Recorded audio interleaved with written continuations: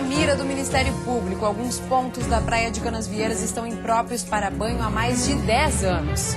Aval do Poder Público, Prefeitura de Florianópolis assina um decreto que vai permitir que sejam regularizadas construções irregulares e clandestinas na capital. Destaque em crescimento, aumento populacional de Santa Catarina supera a média nacional. E no futebol, daqui a pouco tem Criciúma e São Paulo pela Copa Sul-Americana. E o frio que chegou com força no estado mudou a paisagem na Serra Catarinense.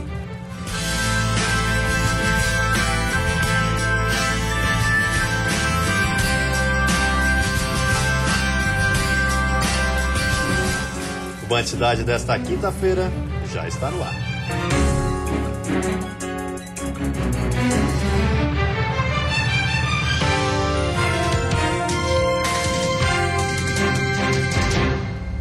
Olá, boa noite. Boa noite. Na capital, um decreto vai permitir que sejam regularizadas construções irregulares e clandestinas. O documento foi assinado hoje à tarde pelo prefeito. A estimativa é que cerca de 60 mil imóveis sejam regularizados. São áreas construídas até 2008 que estão sem alvará ou habite-se. O prefeito César Souza Júnior assinou hoje um decreto para regulamentar a lei complementar que regulariza as construções irregulares ou clandestinas. Mas para isso, os moradores deverão entrar com um pedido junto ao pró-cidadão, que será analisado pela prefeitura. Será cobrada uma taxa de R$ 10 e de R$ 5 o metro quadrado para as áreas residenciais. É a solução para toda irregularidade, desde que regularizar o que realmente precisa e que fiscalize novas irregularidades, que isso não se torne uma regra. De acordo com a prefeitura, não serão regularizados os imóveis situados nas marginais de rios ou lagoas e também em áreas de proteção ambiental ou que estejam em zona de risco. Nós não vamos desalojar as pessoas, não vamos demolir prédios, isso é humanamente impraticável. É melhor a gente flexibilizar alguns critérios, permitir a normalização, conhecer os detalhes, exigir algumas obras complementares e não regularizar flagrantes equívocos. Por conta dos critérios, os moradores da Lagoa da Conceição, por exemplo, não terão os imóveis regularizados. Serão contemplados apenas os imóveis que não confrontam a legislação ambiental. Não é o caso, não é aquele caso específico. Como a lei complementar prevê a autorização para regularizar somente os imóveis construídos até 2008, a Prefeitura pretende, no ano que vem, elaborar outro projeto de lei para contemplar as construções feitas a partir desse período. Também não adianta a gente deixar dezenas de milhares de famílias à margem da lei. Se for aplicar a lei fria do passado, nós teríamos que demolir dezenas de milhares de imóveis na cidade. Iniciadas há 3 meses, as obras do anel de contorno viário da Grande Florianópolis estão em ritmo acelerado. Na manhã de hoje foi realizada uma vistoria no local. A prefeita de São José e o gerente de planejamento da Autopista Litoral Sul vistoriaram a primeira etapa da obra, no bairro Colônia Santana. Em 3 meses foram feitos os serviços de topografia, secamento e o início da terraplanagem. Na conversa entre a prefeita e o gerente de planejamento, foram discutidos alguns pontos de divergência no projeto. Então tem 3 pontos que há uma discordância, um por conta da licença ambiental que atrapalha ou coincide com uma via urbana, uma outra que atravessa a via urbana, então tem que acontecer um elevado e quem sabe o deslocamento de alguns metros da outra pista. Apesar da divergência em alguns pontos do projeto original, de acordo com a Autopista Litoral Sul, não há risco de atraso na obra. O prazo para a conclusão deste trecho, de aproximadamente 14 quilômetros, é de 2 anos. Essa primeira etapa da obra tem um orçamento estimado de R$ 77 milhões. Caso seja necessário readequar o projeto, os custos vão ficar a cargo da própria Litoral Sul. Eventualmente você tem alguns ajustes em função de alguns critérios técnicos, dos quais nós fizemos alguns planos experimentais, certo? Para ver se aquilo que está previsto no projeto se adequa à situação real aqui no local. De resto, agora está seguindo o seu curso normal sem problema nenhum. Toda a obra do contorno terá 50 quilômetros de extensão e vai passar pelos municípios de Governador Celso Ramos, Biguaçu, São José e Palhoça. O objetivo é desviar o trânsito pesado das vias de acesso aos municípios da Grande Florianópolis. Em Tubarão, no sul do estado, moradores fecharam uma rodovia hoje pela manhã como forma de protesto. A população quer a reforma de uma escola que está abandonada há cerca de 2 anos. Pelo menos 200 pessoas, entre alunos, professores e pais, bloquearam a principal rodovia do bairro. Devido à interdição da Escola Estadual Coração de Jesus, que apresenta sérios problemas estruturais, os 340 alunos precisam todas as manhãs se deslocar de ônibus por cerca de 10 quilômetros para continuar os estudos. Eles foram improvisados em uma outra escola estadual de Tubarão. A gente queria que reformasse a escola o mais rápido possível. Tá muito complicado desde que interditaram a escola. O ideal seria estudar aqui no bairro mesmo. Com certeza, porque lugar de escola é no bairro, isso é o nosso lema. E não abrimos mão disso. Há cerca de 2 anos, a escola foi interditada. Desde então, o espaço está abandonado. Com frequência, vândalos invadem o local e já destruíram o pouco que sobrou da estrutura. Hoje, nossa equipe encontrou os portões da escola completamente abertos e o cenário é de abandono. Vidros e janelas quebrados, fios elétricos expostos, alguns focos de incêndio dentro das salas de aula e banheiros destruídos.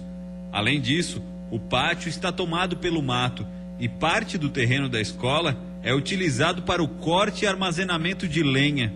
Ainda, de acordo com um morador, algumas pessoas têm usado o local para manter relações sexuais. O processo para a reforma está em andamento desde a época da interdição, mas até o momento não saiu do papel. E até agora não temos nada. Ameaçaram esse ano de licitar, que iam abrir licitação e, pelo que eu soube, nada ainda foi definido. De acordo com o secretário de Desenvolvimento, o projeto da reforma do espaço está pronto e agora passa por uma análise em Florianópolis. Passada essa fase, é liberado para a secretaria, devolve-se para a secretaria para nós podermos fazermos a licitação. E é esse start, essa fase que estamos aguardando nos próximos dias para que possamos licitar e resolver essa questão de uma vez por todas. E a seguir, 4 casos de meningite foram confirmados no meio-oeste do estado. Uma criança morreu. E ainda, dados do IBGE apontam que a população aumentou no Brasil e em Santa Catarina cresceu mais do que a média nacional.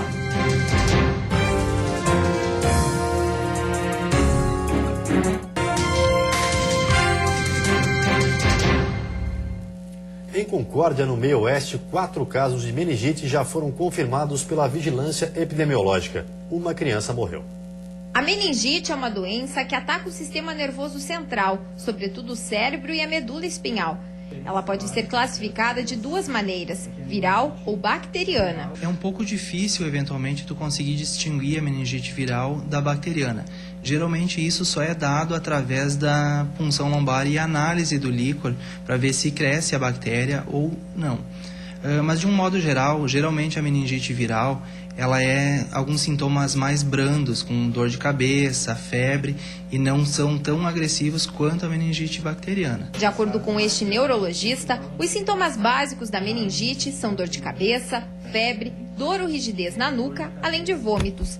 Em casos mais graves, manchas vermelhas também podem aparecer na pele. Só na região de Concórdia, no meio-oeste do estado, 7 pessoas apresentaram os sintomas de meningite. 4 casos foram confirmados como sendo do tipo bacteriana. Entre eles, uma criança de 4 anos morreu vítima da doença. A meningite viral, de um modo geral, ela não necessita de tratamentos específicos. É mais com sintomáticos, medicamento para dor, medicamento para febre e uma boa hidratação. Já a meningite bacteriana, essa exige um diagnóstico muito mais urgente, mais rápido, porque tu tem que iniciar o antibiótico o quanto antes para evitar sequelas nesses pacientes. Por exemplo, sequelas que possam ter a curto e a longo prazo. Evitar a aglomeração de pessoas, cobrir a boca ao tossir e ainda higienizar bem as mãos ajudam a prevenir a transmissão da doença. A estimativa populacional divulgada hoje pelo IBGE aponta que o Brasil já possui quase 203 milhões de habitantes. Santa Catarina se destacou no levantamento de dados, crescendo aproximadamente 62% a mais que a média nacional. De 2013 para 2014, a taxa de crescimento populacional brasileira foi de 0,86%. Em um ano, o país ganhou mais de 1.700.000 habitantes. O IBGE também faz diversas pesquisas onde mostra se a população está ou não crescendo, se a cidade tem ou não crescimento, como a taxa do registro civil, que é o número de nascimentos e óbitos. Também fazemos outros tipos de pesquisas domiciliares. De acordo com o IBGE, a estimativa é que 202,7 milhões de pessoas vivam no Brasil. A cidade mais populosa do país ainda é São Paulo, com quase 11.900.000 habitantes. A cidade do Rio de Janeiro é a segunda no ranking. Em Santa Catarina, Joinville permanece como a maior cidade do estado, com 554.000 habitantes. Florianópolis vem em seguida, com uma população de 461.000. Blumenau está na terceira posição, seguida de São José e Criciúma. O crescimento populacional de Santa Catarina entre 2013 e 2014 foi de 1,4%, 0,54% a mais do que a média nacional. Santa Catarina hoje é um estado que está trazendo gente de outros estados e até de outros países. As pessoas estão vindo para Santa Catarina em busca de emprego. Santa Catarina tem um parque industrial bastante diversificado e que atrai, pessoas de vários estados e de outros países. Entre as menores cidades do país, Serra da Saudade, em Minas Gerais, está na primeira posição, com apenas 822 habitantes. Santiago do Sul, no oeste catarinense, aparece na 11ª colocação, com 1.389 habitantes. Lajeado Grande, também no oeste do estado, ocupa o 19º lugar. A divulgação dos dados obedece a uma lei complementar vigente desde 1988. As estimativas populacionais são importantes para o cálculo de indicadores econômicos e sociodemográficos. Além disso, elas servem como parâmetro para o Tribunal de Contas da União distribuir recursos entre estados e municípios. E depois do intervalo tem futebol. Criciúma estreia na Copa Sul-Americana tentando compensar a difícil situação que atravessa no Campeonato Brasileiro. E ainda o frio na Serra Catarinense, onde foram registradas as menores temperaturas do estado.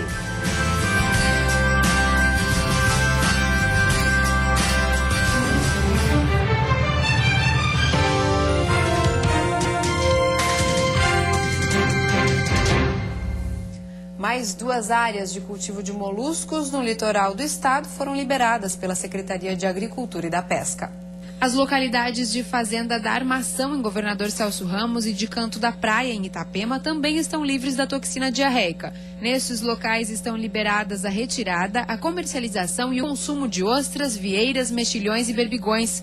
A interdição preventiva continua nas áreas onde foi comprovada a presença da toxina ou que ainda não foram examinadas pela Secretaria da Agricultura e da Pesca. Até o momento, 28 localidades já foram liberadas. Nas localidades de Paulas, em São Francisco do Sul, Ganchos de Fora, em Governador Celso Ramos, e em Porto Belo, a proibição continua. Além destes locais, 11 pontos ainda permanecem interditados. As coletas de moluscos continuam sendo realizadas para o monitoramento das áreas de produção em Santa Catarina. Assim que os resultados mostrarem que não há contaminação, as localidades serão imediatamente liberadas. E na Serra Catarinense, onde foram registradas as menores temperaturas, não foi fácil sair debaixo das cobertas. Para se aquecer, muitos moradores optaram pelo fogão a lenha. A pequena cidade de Urupema, na Serra de Santa Catarina, considerada a mais fria do país, amanheceu com 3 graus negativos. Mas durante a madrugada, essa temperatura chegou a 6,8 graus abaixo de zero. Temperatura que é bem típica da estação. E o cenário também. Muito branquinho, adorei, mas o frio estava muito grande. A geada deixou a paisagem branquinha. O gelo ficou em cima dos carros e cobriu os campos da região. O frio foi tão forte que nem mesmo os animais escaparam. E quem levantou cedo não deixou o agasalho de lado. Gorros e cachecóis se destacavam nas ruas. Luvinha, gorro, né? Porque é muito frio. Ainda bem que tem um sol hoje, daí ajuda um pouco. A gente se prepara para isso, né? Tem que se preparar. Roupa boa, lenha, fogão a lenha em casa, né? Tem que se preparar. Com tanto frio, para esquentar, só mesmo com muito fogo no fogão a lenha e chimarrão. Se não tiver, não esquenta? Não esquenta. o frio é muito mais intenso no Morro das Antenas, onde nós estamos a mais de 1.700 metros acima do nível do mar. Por aqui, em dias gelados como este, a sensação térmica chega a 20 graus negativos. Em Santa Catarina, pelo menos 16 cidades amanheceram com temperaturas negativas hoje. Essa já é a 9ª massa de ar frio que chega ao estado neste inverno, derrubando as temperaturas e modificando a paisagem.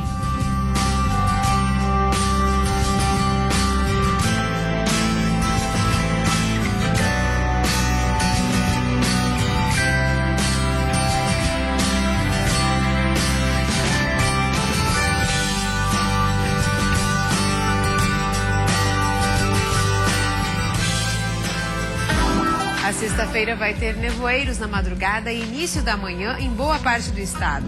Tempo encoberto no Vale do Itajaí e litoral norte, onde pode haver chuviscos isolados.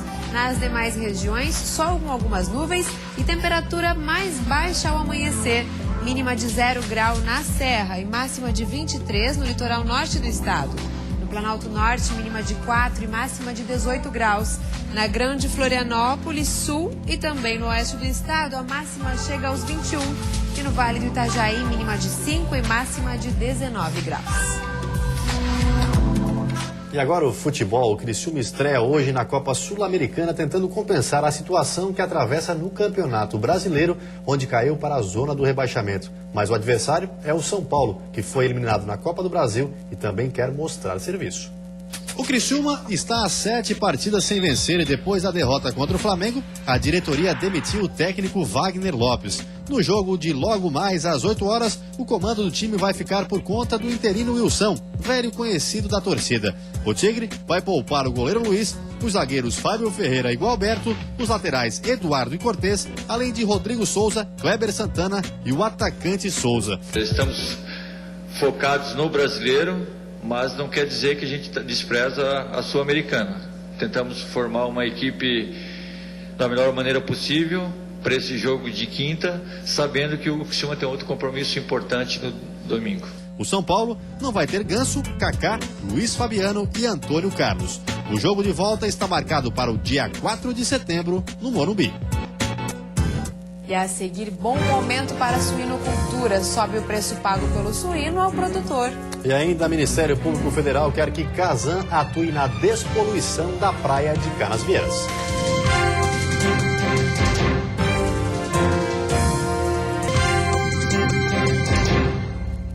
Bom momento para a suinocultura. O preço pago pelo suíno ao produtor atingiu um valor considerado histórico. A criação de suínos sofreu muito nos últimos anos e quem arcou com o prejuízo foi o produtor, que no auge da crise chegou a receber apenas R$ 1,80 pelo quilo do animal, valor que em várias propriedades nem cobria o custo de produção. Mas agora, o cenário é outro. R$ 3,30. Este é o preço que está sendo pago aos produtores pelo quilo do suíno. O valor considerado histórico foi alcançado principalmente pelo fortalecimento das negociações com o mercado externo. Além desse valor, o produtor conta ainda com cerca de 10% de bonificação na carcaça. O bom momento dá mais tranquilidade a produtores como o seu Gebrair Tisato, que há 15 anos está no ramo. Em tempos ruins a gente acaba sofrendo um pouco, mas depois vem a época boa, então nem sempre na tristeza e nem sempre na alegria, então esperamos que agora seja alegria, né? A tendência, de acordo com este supervisor de suinocultura, é que o mercado continue numa crescente até o final do ano e com os produtores conseguindo lucro, mas ele recomenda a cautela. O produtor aproveite esse momento, que ele desfrute disso, mas que ele faça melhorias na propriedade, mas que não aumente a produção. Que faça melhorias no sentido de melhorar a sua eficiência, de melhorar a sua estrutura, de melhorar a sua condição de trabalho, a questão da mão de obra, mas que tenha cautela quando se pense em ampliação da produção. A praia de Canasvieiras, um dos balneários mais visitados durante a temporada de verão, está na mira do Ministério Público Federal. É que apesar da grande movimentação, a qualidade da água é imprópria para banho em alguns locais há mais de 10 anos. O Ministério Público Federal recomenda que a Casan solucione em 60 dias o extravasamento da estação elevatória de esgoto de Canasvieiras e que apresente um cronograma com ações para despoluir o mar e a praia na região. A estatal informou que a estação possui licença ambiental vigente até o fim do ano e que está funcionando normalmente. Ela opera dentro das normas técnicas e está dentro do sistema que foi licenciado, que engloba todo o sistema de esgotamento sanitário de Canasvieiras. A medida levou em conta relatórios de balneabilidade que apontam que Canasvieiras é imprópria para o banho desde 2001 e que os dejetos lançados na água que desemboca no mar têm grande influência na poluição da praia. Outra pesquisa, divulgada esta semana pelo Instituto Trata Brasil, revelou que Santa Catarina tem a 6ª pior coleta e o 10º pior tratamento de esgoto do país.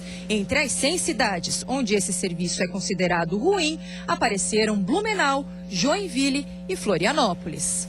A ação civil pública chegou à Justiça Federal, que solicitou informações à Casan em 72 horas. Para o procurador da entidade, são as ligações clandestinas que geram a poluição. Vamos apresentar dentro do prazo as informações, né? E esperamos que se abra um diálogo entre o Ministério Federal e Casan e a Justiça Federal. Quem mora ou trabalha em Canasvieiras confirma: os resíduos são visíveis próximo à estação da Casan. No verão, quando chove, o rio estoura, então não tem quem aguente o odor de tanta coisa que vem daquele rio ali. Todo ano a mesma coisa.